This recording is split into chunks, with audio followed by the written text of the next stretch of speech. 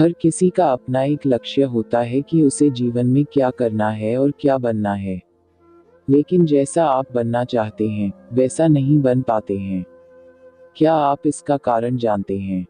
जीवन में हर व्यक्ति सफल बनना चाहता है, लेकिन सफल बनने के लिए आपको अच्छे विचारों को अपनाने की जरूरत है।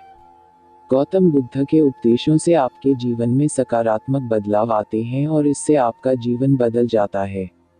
यही कारण है कि बुद्ध के विचारों को सुखी जीवन का सूत्र कहा जाता है। सफल बनने के लिए हर व्यक्ति का अपना एक लक्ष्य पहले से ही निर्धारित होता है और वह उसी के अनुरूप काम करता है। लेकिन कई बार ऐसा होता है कि आप जो बनना चाहते हैं वैसा नहीं बन पाते हैं। कुछ लोग इसे लेकर यह मान लेते हैं कि शायद उनकी किस्मत में ही यही लिखा होगा, तो वहीं कुछ लोग अपनी किस्मत को खराब कहने लगते हैं और कुछ लोग यह मानकर संतुष्ट हो जाते हैं कि शायद वह इसे डिजर्व ही नहीं करते थे। लेकिन इसका असली कारण कुछ और ही होता है। गौतम बुद्ध की इस कहानी से जानते हैं इसका कारण। गौतम बुद्ध की कहानी। एक बार गौतम बुद्ध को एक सभा में उपदेश देना था। सभा में करीब 100 से ज्यादा लोग उपस्थित थे और उनका इंतजार कर रहे थे। गौतम बुद्ध आए लेकिन बिना कुछ कहे ही चले गए। बुद्ध का ऐसा व्यवहार देख सभी हैरान रह गए, लेकिन किसी ने उनसे कुछ कहा नहीं। अगले दिन फिर से सभा का आयोजन हुआ, लेकिन आज सभा में उपस्थित लोगों की संख्या घटकर 80 हो गई। आज भी बुद्ध ने ऐसा ही किया। वे सभा में आए लेकिन बिना कुछ बोले चले गए। आज भी लोग हैरान हुए लेकिन बुद्ध से किसी ने कुछ कहा नहीं। अगले दिन फिर से सभा का आयोजन हुआ और लोगों की संख्या घटकर 50 हो गई।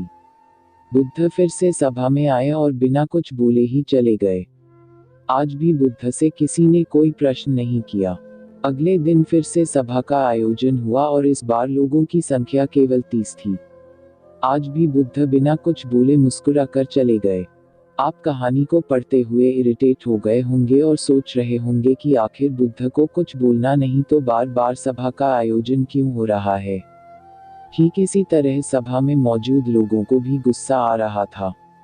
लेकिन इसका जवाब जानने के लिए आपको धैर्य रखना होगा।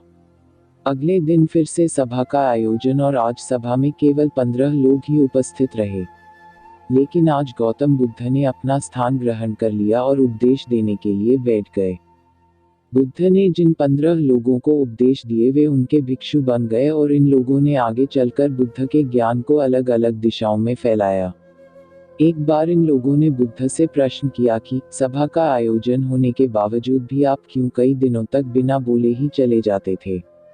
बुद्ध ने उत्तर दिया, मैं उन लोगों को खोज में था जो लायक हों। सभा के पहले दिन 100 से भी ज्यादा लोग थे, लेकिन उनमें से ज्यादातर लोगों को मेरे उपदेश से कुछ मतलब नहीं था। इसके बाद जो लोग अगले दिन आए उन्हें भी मेरे उपदेश से कोई मतलब नहीं था। वो तो केवल इसलिए आए थे क्योंकि वो देखना चाहते थे कि आखिर सभा में होता क्या है। लेकिन मुझे ऐसे लोगों की तलाश थी जो मेरे ज्ञान को जन जन तक पहुंचाए। मैं कई दिनों तक इसलिए बिना बोले चला गया क्योंकि मैं यह देखना चाहता था कि आखिर वो कौन लोग हैं तो सच में मेरे उपदेश को सुनना चाहते हैं और जिन्हें वास्तव में ज्ञान पाने की प्यास थी, ऐसे लोग ही रोज आएं। गौतम बुद्ध कहते हैं कि जिनके भीतर धैर्य था उन्हें मुक्ति का मार्ग मिला और जो लोग जल्दबाजी में थे वो आज घर पर बैठे हुए हैं। बुद्ध कहते हैं कि जिन लोगों में धैर्य का गुण होता है वे जीवन में कुछ भी पा सकते हैं, फिर चाहे आपका लक्ष्य कुछ भी हो। बिना धैर्य के कोई भी सफलता के लक्ष्य तक नहीं पहुंच सकता। धैर्य को कैसे बढ़ाएं? आज भागदौड़ भरी जिंदगी में लोगों में धैर्य नहीं है। सभी में जल्दबाजी और शीघ्र अतिशीघ्र किसी कार्य को करने की होड़ मची है। लेकिन गौतम बुद्ध बताते हैं कि अपने भीतर धैर्य को कैसे बढ़ाएं। बुद्ध कहते हैं कि निरंतर अभ्यास से हम अपने भीतर के धैर्य को बढ़ा सकते हैं। यानी आप जो भी बनना चाहते हैं उसके लिए धैर्य की आवश्यकता है।